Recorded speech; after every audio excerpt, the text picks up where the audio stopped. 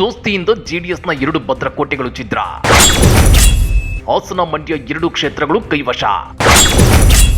BJP ನಂಬಿ ದಳ 0 ಸುತ್ತೋದು ಗ್ಯಾರಂಟಿನ.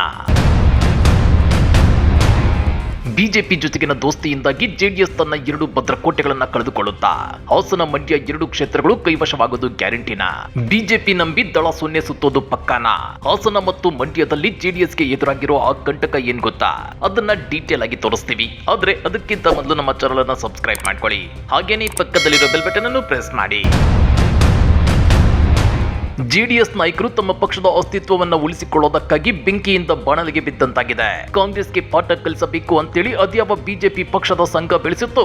ಇದೀಗ ಅದೇ ಬಿಜೆಪಿ ಪಕ್ಷದ ನಾಯಕರಿಂದ ಜೆಡಿಎಸ್ ಭದ್ರಕೋಟೆಯ ಚಿತ್ರವಾಗುವ ಎಲ್ಲ ಲಕ್ಷಣಗಳು ದಟ್ಟವಾಗಿ ಎದ್ದು ಕಾಣ್ತಿವೆ. ಒಂದು ಕಡೆ ಮಂಡ್ಯ ಲೋಕಸಭಾ ಕ್ಷೇತ್ರ ಜೆಡಿಎಸ್ ಭದ್ರಕೋಟೆ ಅಂತ ಬಿಂಬಿತವಾದ್ರು, ಇಲ್ಲಿ ಬಿಜೆಪಿ ಬೆಂಬಲಿತ ಸುಮಲತಾ ಅವರು ಪಟ್ಟು ಸಡಿಲಿಸುತ್ತಿಲ್ಲ. ಹೀಗಾಗಿ ಜೆಡಿಎಸ್ಗೆ ಸಿಗೋ 2 ಕ್ಷೇತ್ರಗಳ ಪೈಕಿ ಮಂಡ್ಯ ಕೈ ತಪ್ಪಿದ್ರೆ ದಳ ಗೆಲ್ಲುವಂತ ಕ್ಷೇತ್ರ ಅಂದ್ರೆ ಅದು ಹಾಸನ ಮಾತ್ರ.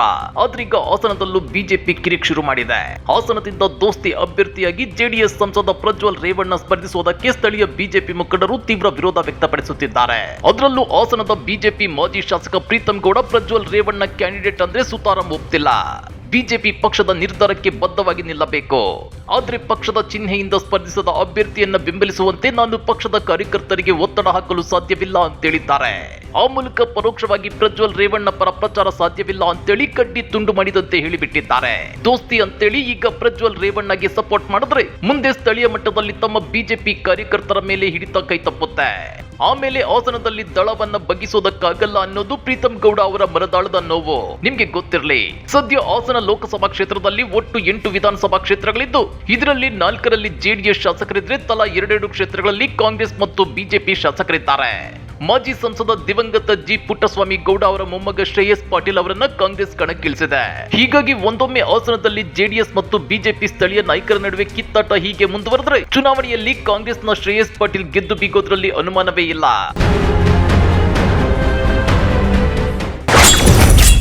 ಅಷ್ಟಕ್ಕೂ ಪ್ರಜ್ವಲ್ ಸ್ಪರ್ಧೆಗೆ ಸ್ಥಳೀಯ ಬಿಜೆಪಿಯ ವಿರೋಧ ಬೇಕೆ.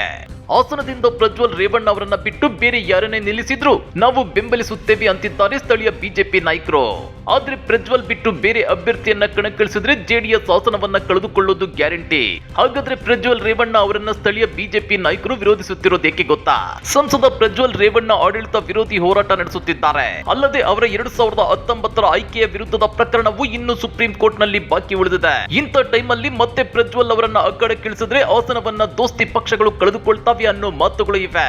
ನಿಮ್ಗೆ ಗೊತ್ತಿರಲಿ, ಕಳೆದ ವರ್ಷ ಹೊಳೆ ನರಸೀಪುರದಲ್ಲಿ ರೇವಣ್ಣ ವಿರುದ್ಧ ಸೋತಿದ್ದ ಬಿಜೆಪಿಯ ಜಿ ಮಾದೇಗೌಡ ಮತ್ತು ಬೆಂಬಲಿಗರು ಪ್ರಜ್ವಲ್ ರೇವಣ್ಣ ಅವರನ್ನ ಬೆಂಬಲಿಸುವುದು ದೂರದ ಮಾತು.